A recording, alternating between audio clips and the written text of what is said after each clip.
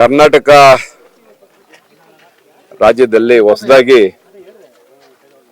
ಡಿ.ಕೆ. ಶಿವಕುಮಾರ್ ಅವರು ಮುಖ್ಯಮಂತ್ರಿ ಆದ್ಮೇಲೆ ಬಹಳ ಚುರುಕಾಗಿ ಚನ್ನಪಟ್ಟಣ ನಗರದ ಎಲ್ಲ ಜನಪ್ರತಿನಿಧಿಗಳು ನಾವೆಲ್ಲ ಒಟ್ಟಿಗೆ ಸೇರಿಕೊಂಡು ಒಂದಷ್ಟು ಅಭಿವೃದ್ಧಿ ಕೆಲಸ ಕಾರ್ಯಗಳಿಗೆ ವೇಗವನ್ನ ಕೊಟ್ಟಿದ್ದೀವಿ.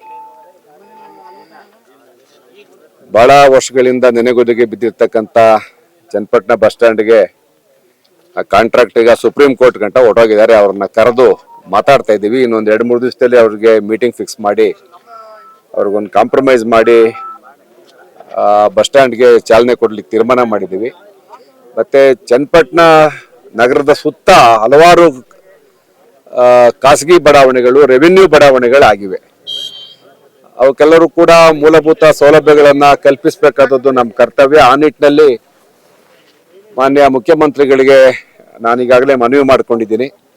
ಚನ್ನಪಟ್ಟಣ ನಗರಕ್ಕೆ ವಿಶೇಷವಾಗಿ ರೆವಿನ್ಯೂ ಬಡಾವಣೆಗಳಿಗೆ ನಿರ್ಮಾಣ ಮಾಡಲಿಕ್ಕೆ ಮತ್ತು ಚನ್ನಪಟ್ಟಣದಲ್ಲಿ ಉತ್ಪತ್ತಿ ಆಗ್ತಿರೋ ತ್ಯಾಜ್ಯ ಮತ್ತು ನೀರು ಸುಲಿತವಾಗಿ ಹೊರಗೆ ಹೋಗಲಿಕ್ಕೆ ಒಂದು 100 ಕೋಟಿ ರೂಪಾಯಿ ಅನುದಾನ ಕೊಡಿ ಅಂತ ಕೊಡ್ತೀವಿ ಅಂತ ಒಪ್ಕೊಂಡಿದ್ದಾರೆ. ಹಾಗಾಗಿ ಎಲ್ಲ ರೆವಿನ್ಯೂ ಬಡಾವಣೆಗಳನ್ನು ಎಸ್ಟಿಮೇಟ್ ಮಾಡ್ತಾ ಇದ್ದೀವಿ.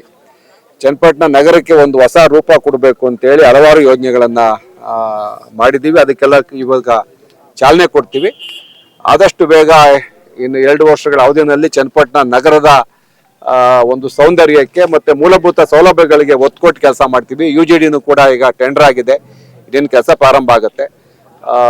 ಎಲ್ಲ ಮೂಲಭೂತ ಸೌಲಭ್ಯಗಳನ್ನ ಚನ್ನಪಟ್ಟಣ ನಗರಕ್ಕೆ ಮಾಡಿಕೊಡೋ ನಿಟ್ಟಿನಲ್ಲಿ ಎಲ್ಲ ಬಹಳ ಉತ್ಸುಕವಾಗಿ ನಮ್ಮೆಲ್ಲ ಚುನಾಯಿತ ಜನಪ್ರತಿನಿಧಿಗಳು ಕೆಲಸ ಮಾಡ್ತಾ ಇದ್ದಾರೆ. ನಾವೆಲ್ಲ ಒಟ್ಟಿಗೆ ಸೇರ್ಕೊಂಡು ಅಭಿವೃದ್ಧಿ ಕೆಲಸ ಮಾಡ್ತೀವಿ.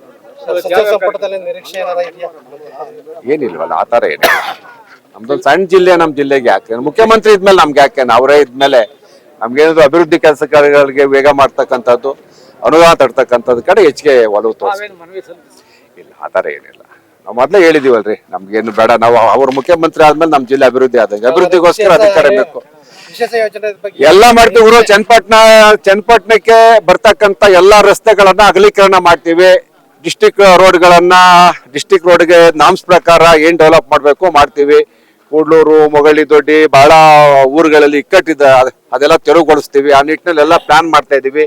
ಮತ್ತೆ ವಂಗನೂರ್ ತನಕ ನಾವು ಏರಿ ತನಕ ಡಬಲ್ ರೋಡ್ ಮಾಡ್ತೀವಿ. ಆ 2 ರೋಡ್ಗಳ ತನಕ. ಮತ್ತೆ ತಿಟ್ಮನಹಳ್ಳಿ ಏರಿಯನ್ನ ವೈಡನ್ ಮಾಡಿ ತಿಟ್ಮನಹಳ್ಳಿ ತನಕ ಡಬಲ್ ರೋಡ್ ಮಾಡ್ತೀವಿ. ಈಗ ಹಲವಾರು ಯೋಜನೆಗಳನ್ನ ಹಾಕೊಂಡಿದೀವಿ. ಮುಂದಿನ ದಿನಗಳಲ್ಲಿ ನಿಮ್ಗೆಲ್ಲ ತಿಳಿಸ್ತೀವಿ.